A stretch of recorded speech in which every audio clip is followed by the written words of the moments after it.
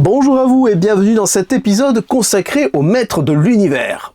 Musclor revient sur le grand écran, enfin, pas en France. Ah, merci Amazon. Alors du coup, faudra attendre qu'ils soient en streaming, mais en attendant, je vous propose de faire un petit tour d'horizon sur l'histoire de Musclor et du dessin animé. Nous sommes dans les années 80 et quand on veut regarder des dessins animés à notre époque, eh bien on regarde par exemple Récréa 2 sur Antenne 2 avec Dorothée. Et c'est cette émission de télé-jeunesse qui a diffusé pour la première fois les épisodes de Musclor. Mais c'est qui Musclor? Au début de l'épisode, pas de Musclor. On découvre un mec hyper baraque qui répond au nom de Prince Adam. Non, pas lui, l'autre.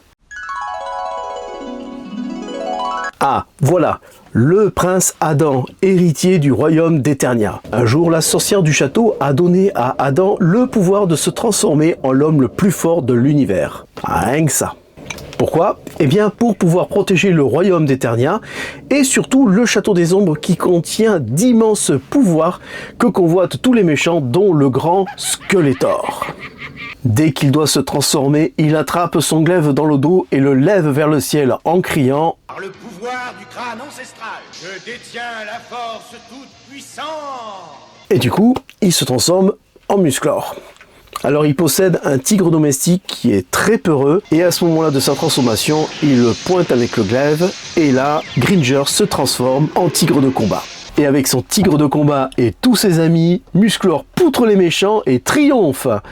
Ce qui est amusant avec la transformation, c'est que, à part perdre des vêtements, personne ne reconnaît le prince Adam. La magie! Il est temps maintenant de s'intéresser aux origines de notre surhomme. À l'origine, c'est la société Mattel qui fabrique des jouets qui a créé la licence Musclor. Au début des années 80, Kenner, son rival, s'en met plein les fouilles avec les figurines Star Wars et son concurrent Hasbro, lui, cartonne avec G.I. Joe. Du coup, il ne reste plus qu'un créneau à exploiter pour Mattel, l'Heroic Fantasy. C'est par l'intermédiaire de mini-comics que les enfants vont découvrir le personnage de Musclor, le guerrier barbare, protecteur de la forteresse mystique.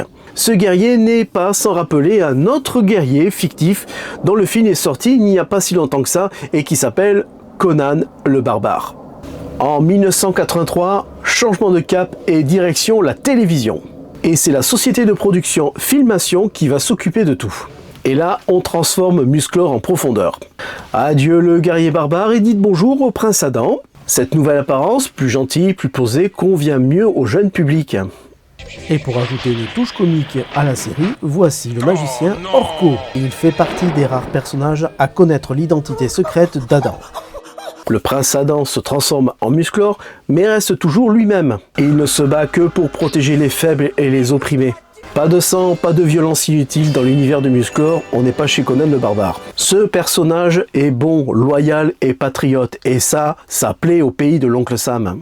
L'histoire est prête, les personnages sont en place, c'est parti donc pour 130 épisodes divisés en 2 saisons, qui n'a qu'un seul objectif, faire du pognon bien sûr. Et oui, le but du dessin animé, c'est de vendre des figurines. Les mini-comics servaient à ça, le dessin animé sert également comme support publicitaire. Ça ne sert à rien d'autre. Juste pour te faire acheter les jouets, les accessoires et tout ce qui va avec. Mais le concept du dessin animé publicitaire à la télévision américaine ne plaît pas à tout le monde.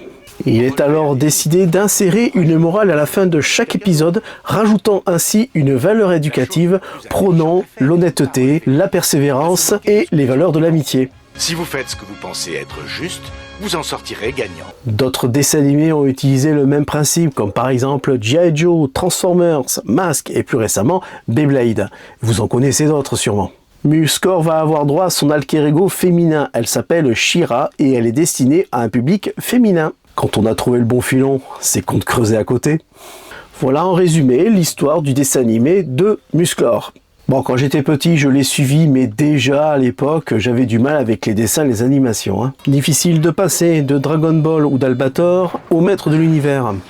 Ça tranche un peu quand même. J'étais déjà bien parti sur les mangas et sur les dessins animés occidentaux. Et il y avait du choix à l'époque, Isidore dans les entrechats, et puis la bande à Picsou, bien sûr, sans oublier Denver le dernier dinosaure, et j'en passe et d'autres. Un peu plus tard, j'ai vu le film Les Maîtres de l'Univers, le film sorti en 1987. Bon, ça fait un peu nanar aujourd'hui, mais il faut le remettre dans le contexte de l'époque. Une bataille qui les conduira à travers les cieux. Bon, en France, Une bataille qui se terminera. On va pas se mentir. Je veux qu'on les attrape. Honnêtement, qu'on les je n'ai arrête pas sur revu la le film surface. avant de faire la vidéo. Là, franchement, j'ai envie de revoir le film. Pour le De la film, terre. je vous encourage à aller le voir. Il y a de bons acteurs, et n'allez pas me dire que les effets spéciaux sont pourris. renfort. Ok, moi je suis nostalgique de ces films. Non. Les films sont devenus cultes et certains comme celui-ci sont devenus des nanars, mais je trouve que c'est quand même un nanar qui se respecte bien. Quand j'ai vu la bande-annonce du nouveau film, j'ai décelé derrière toutes ces couches d'effets spéciaux une petite étincelle de la série Les Maîtres de l'Univers. Moi j'aime bien l'idée que Adam se soit exilé sur Terre, ou a été obligé d'être exilé sur Terre, et revienne plus tard au royaume d'Eternia, réapprendre son pouvoir pour pouvoir remettre de l'ordre dans le pays, quoi. Bon, c'est pas fou, mais c'est une bonne base.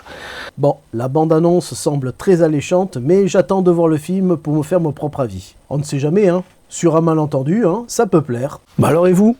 C'est quoi votre relation avec Musclor? Enfin, je veux dire, vous êtes comme moi, vous l'avez connu quand vous étiez petit et bon, vous avez accroché plus ou moins comme moi, ou vous avez vraiment adoré.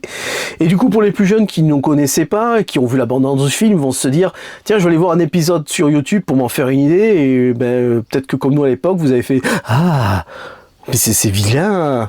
Enfin, déjà, moi, à l'époque, quand j'ai vu le dessin animé, je me suis dit, mais c'est vieux, mais ça date de quand? C'est les années 70 ou quoi? Mais pour moi, les Maîtres de l'Univers appartiennent bien aux années 80. Avec ses codes, sa petite morale à la fin de chaque épisode, et ces jouets que les garçons devaient absolument posséder pour ne pas passer pour des nuls à la récré. Moi, ce n'était pas une figurine Musclor qui m'intéressait, mais un des véhicules de la série Masque. Enfin non, je les voulais tous, avec la base, et j'en ai eu aucun, malheureusement. Mais j'ai eu des Lego, plein de Lego. C'est chouette les Lego. Voilà, c'était JM, j'espère que cet épisode vous a plu. N'hésitez pas à liker, lâcher un com et à vous abonner. En attendant le prochain épisode, je vous dis portez-vous bien et adi chats.